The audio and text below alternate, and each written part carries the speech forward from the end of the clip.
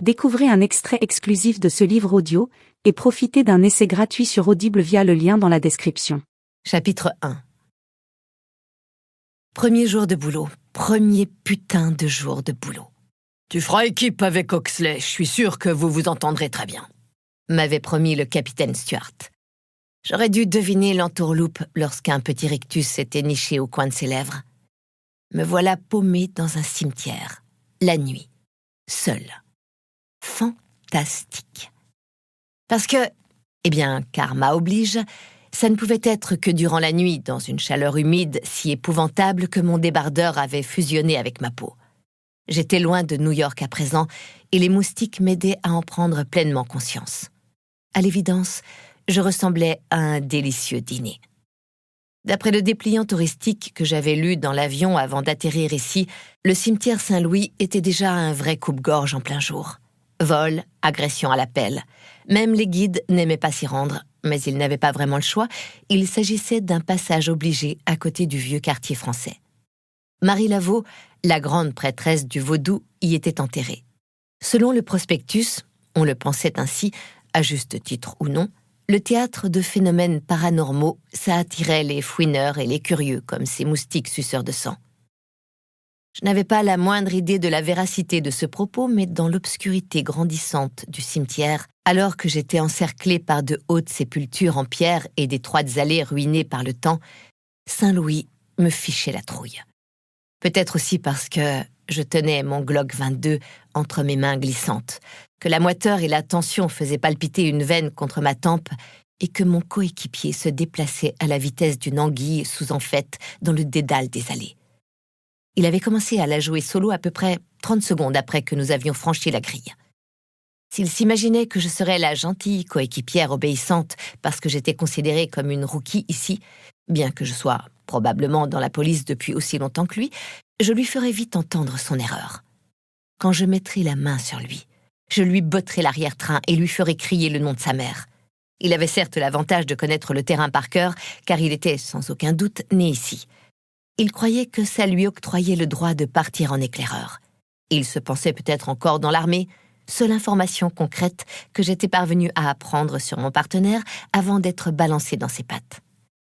Vous verrez, Ox est un dur à cuire. Il était dans les forces spéciales. Dixit le capitaine Stuart, comme une affiche de pub me vantant les mérites d'une bonne crème solaire. Des bobards. Apparemment, ça lui donnait le droit de planter son équipière. Le temps que je lui réponde, Oxley avait déjà filé au milieu des tombes, toutes plus glauques les unes que les autres, pour m'abandonner derrière lui. Le cimetière possédait une ambiance déjà étouffante, mais elle me semblait pire encore en raison du suspect que nous poursuivions. Peter Taylor, accusé du meurtre de sa petite amie. Il avait pris la fuite lorsqu'on avait tenté de l'interpeller à travers les rues du Vieux Carré avant de se terrer ici. Je devais bien admettre que ce choix était plutôt judicieux.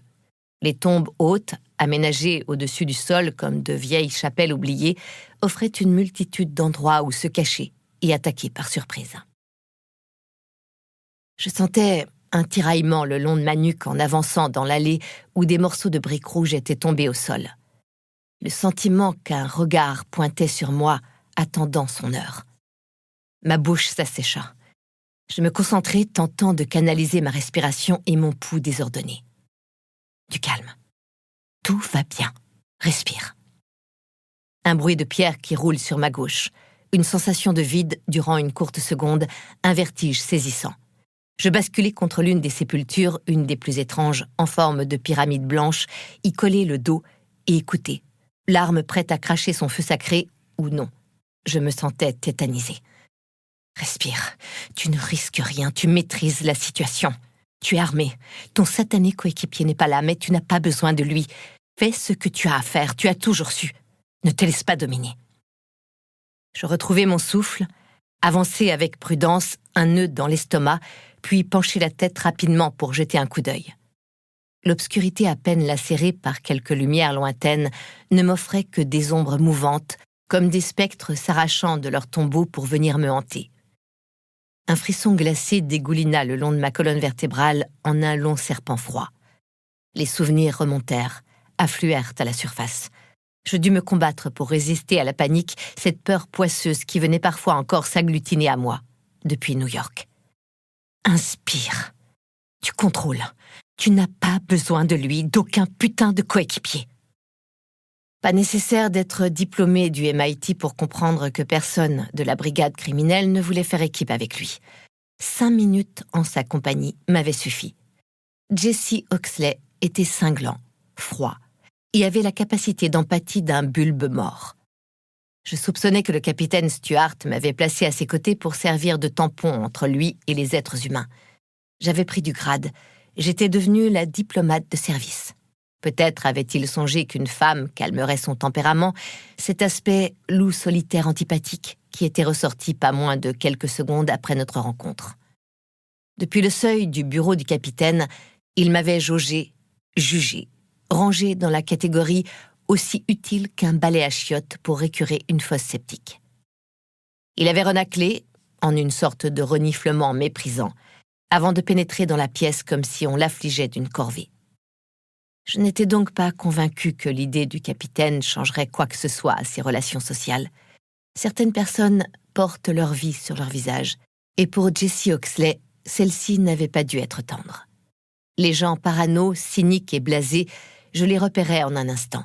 C'était comme gravé dans leurs lignes, dans leurs rides, dans leurs yeux.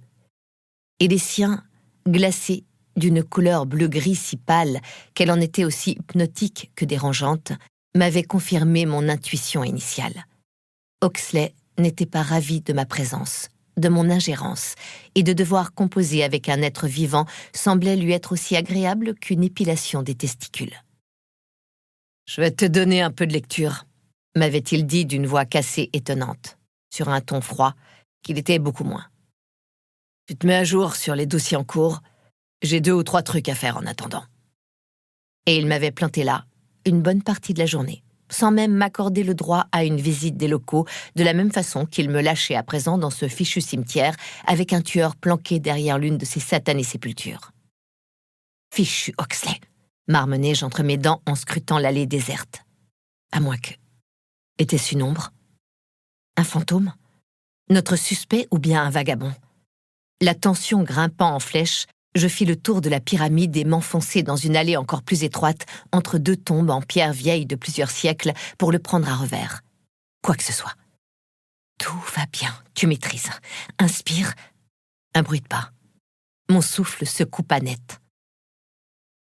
Bras tendus, arme en avant, je basculai sur la droite contre une tombe, prête à engager le combat, puis me retournai à toute vitesse quand du mouvement perça sur mes arrières. Une ombre se détacha du mur. Je la pris en chasse, tentant d'étouffer le son de mes pas, tout en poussant sur mes jambes pour la rattraper. Expire!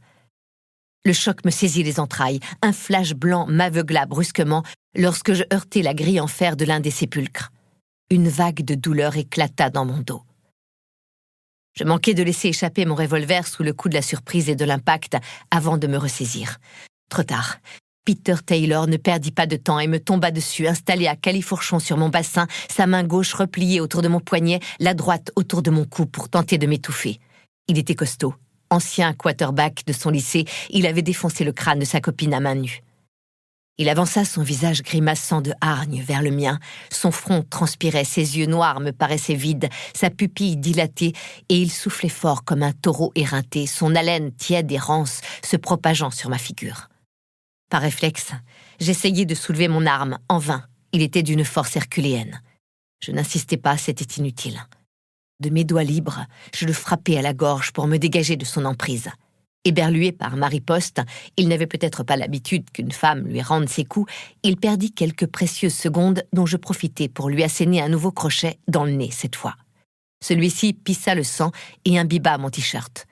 J'espérais que dans la panique, il essaierait de s'enfuir au lieu de quoi, fou de rage. Il resserra sa prise sur ma gorge, qui ne dura pas plus de quelques secondes.